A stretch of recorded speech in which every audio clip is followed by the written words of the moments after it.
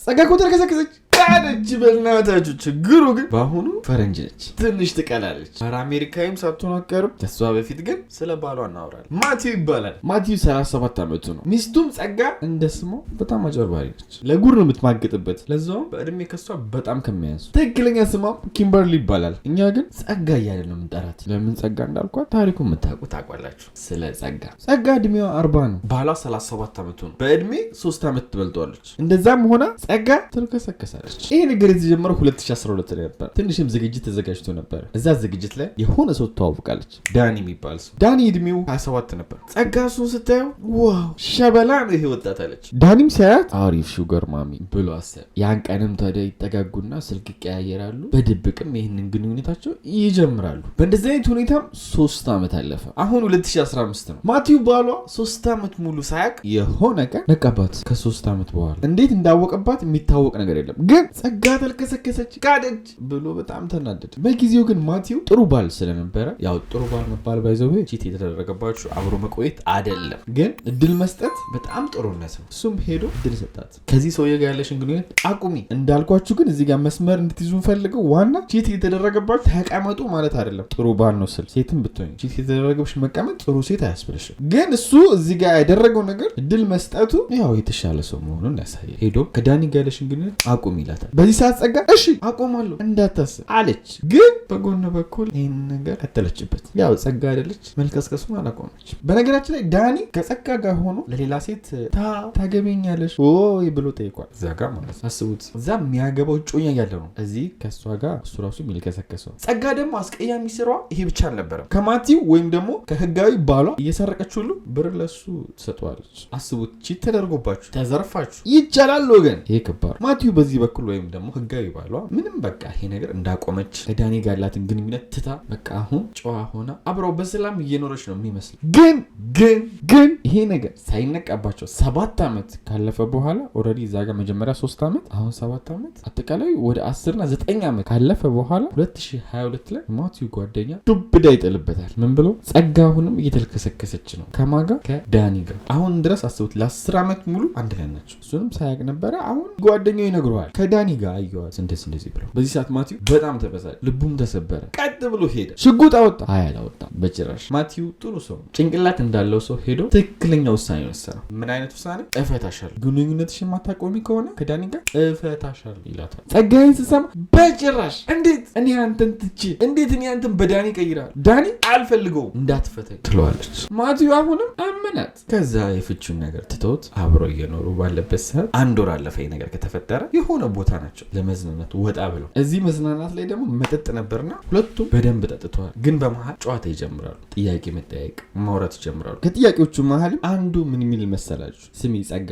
ዳኒን ግን ከአንተ ጋር መለያየት አለብኝ ብለሽ ስትነግሩ ምን ተሰማው ብሎ ይጠይቃታል። ጸጋ ደግሞ በጊዜው በጣም ጠጥታ ሰክራ ነበርና እንዴ አልተፋታንም እኮ አለችው። በዚህ ሰዓት ማቲው ባሏ በጣም ተበሳጨ። አንቺ ድሮም አትተመኝ ምናምን አላት። ጸጋ በዚህ ሰዓት በእናትህ ድርስ እንደውም ቤቱ ሄደን አንተ ፊት ከፈለክ አልፈልግህም እለዋለሁ፣ እኔ ሁለተኛ ዳኒን አላየውም ትለዋለች። ማቲውን ሲሰማ እሺ ብሎ ይስማማል በሱ ሀሳቡ። ከመሄዳቸው በፊት ግን ወደ ኋላ ይመለስና ሽጉጡን ያነሳል። በዚህ በኩል ደግሞ ወደ ዳኒ ሲሄድ ዳኒ ምንም የሚያውቀው ነገር የለም፣ ቤቱ ነው ያለ። ይመጣሉ ብሎም አላሰበም። ጸጋና ማቲው ደግሞ ከ15 ደቂቃ በኋላ ቤቱ ደርሷል። ማቲው ደግሞ ቤቱ ሲሄድ ቀጥታ ነው መኪናውን ይዞ ወደ ጋራዡ ውስጥ ድረስ የገባው፣ የእሱ ቤት ውስጥ ማለት ነው። ዳኒ በዚህ ሰዓት ደነገጠ። ምክንያቱም አስቡ፣ ማታ ላይ በመኪና የሆነ ሰው ቤታችሁ ዘሎ ቢመጣ ትበረጋላችሁ፣ ውጣልኝ ምናምን ማለት ጀመረ ዳኒ። በመሀላቸውም በቃ ግርግርና ፋይት ተጀመረ። ማቲው በዚህ በኩል ከሚስቴ ራቅ እያለ ይጮሃል። ዳኒ በዚህ በኩል ከቤት ይውጣ እያለ ይጮሃል። ታዲያም ይሄ ነገር ከፍ ይልና ማቲው በመሀል የያዘውን ሽጉጥ ያወጣል። በዚህ በኩል ደግሞ ዳኒ መሳሪያ ይዞ ነበር፣ እሱም ያወጣል። ቀድሞም ደግሞ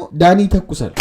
ጥይቱ በማቲው አናት ብሎ ያልፋል። ይሄን ነገር የሚያደርገው እሱን ለመምታት ሳይሆን እሱን ለማስደንገጥ ነበር። ምክንያቱም ልምታው ቢል ዝቅ አድርጎ መምታት ይችል ነበር። ማቲው ይሄንን ሲያይ ደግሞ መሳሪያ መጥቶ እግሩን ጥብስ ያደርገዋል። ዳኒም ድጋሚ መተኮስ ይጀምራል። ግን ሳተው ማቲውን። ጸጋ በዚህ በኩል ዋይ ትላለች። ዳኒ ደግሞ ከተመታ በኋላ መሮጥ ጀመረ። ማቲውም ደግሞ ከኋላ መሳሪያውን ይዞ ላጥላጥ እያለ እየተከተለው፣ ትንሽም ጠጋ ሲል ማቲው ዳኒ ጥብስ ያደርገዋል። አሁንም ደግሞ የመታው እግሩ ላይ ነበረ ዳኒ። ሁለተኛ ጥይት እግሩ ላይ ተመቶ እንኳን ዳኒ እየሮጠ ነበር። ድምፅም አወጡ ዳኒ እየጮኸ ነው ሰው እንዲደርስለት። በዛ ላይ ደግሞ መኪናው ጋር ይደርሳል። መኪና ውስጥ ሌላ ያስቀመጠው መሳሪያ ነው። መጀመሪያ የያዘው መሳሪያ ጃም አድርጎበት ነበር እንዳይተኩስ። ለዛም ነበር ሲሮጥ የነበረው። አሁን ግን በስትክክል የሚሰራ መሳሪያ ከመኪና ውስጥ አወጣ ዳኒ። ማቲው ደግሞ ይሄን ነገር ሲያይ ሰው እየጠራ እንደሆነ መኪና ውስጥ መሳሪያ ሊያወጣ እንደሆነ ሲያውቅ እየሮጠ ተመለሰ ወደ ጸጋ። ጸጋም በዚህ ሰዓት ተው እያለች አሁንም እየጮች ነው። ማቲዩም በጊዜው የፈለገው ከዛ መውጣት ነበርና እሺ ኑጣ ይላታል። ምክንያቱም እዛ ጋር ማቲዩ የተረዳው ነገር አንደኛ ሌላ ሰው ሽጉጥ ይዞ እየመጣበት እንደሆነ ገብቶታል። ሁለተኛ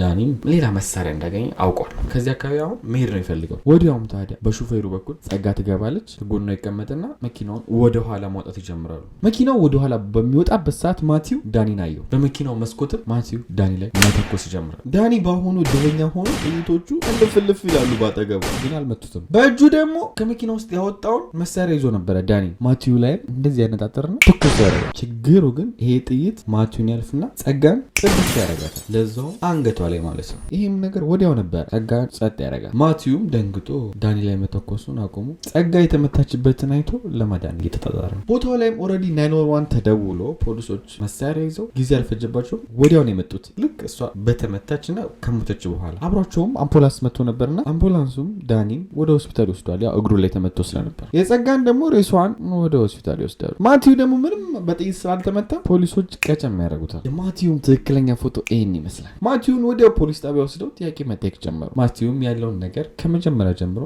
መናገር ጀመረ። የተናገረው ነገር ምንድነው? ልክ እኛ ጋራጅ ውስጥ እንደገባ መሳሪያ እንዲደቅኑ መጣብን። እኔም በዛ ሰዓት ደግሞ መሳሪያ ይዤ ነበረ። እኔም እሱ ላይ መተኮስ ጀመርኳል ማቲዩ። ከዛ በተጨማሪ ደግሞ ምን አለ እዚህ ጋር ጸጋን በቃ እኔ ተመለሽ ወደ መኪናችን እንግባ እያልኳት ነበራል። እሷም ደግሞ ያኔ እሺ ብላኝ ነበረ። መኪናችን ወደ ኋላ እያስወጣ እሱ ተኮሰ እና ሚስቴን ገደላት ብሎ ያለውን ነገር በዳኒ ሀሳብ ነው ያወራው። ግን በቦታው ላይ ሲኩሪቲ ካሜራ ነበር እያንዳንዱን ነገር እየቀረጸ ነበር። ምንም እንኳን ዳኒ ተኩሶ ጸጋን ቢገላትም ፍርድ ቤቱ የወሰነው ውሳኔ ግን ጥፋተኛ ያደረገው ማቲዩ ነው። አንደኛ ነገር ጸጋን ወደ ዳኒ ቤት እንድትሄድ ያደረገው እሱ ነው አሉ።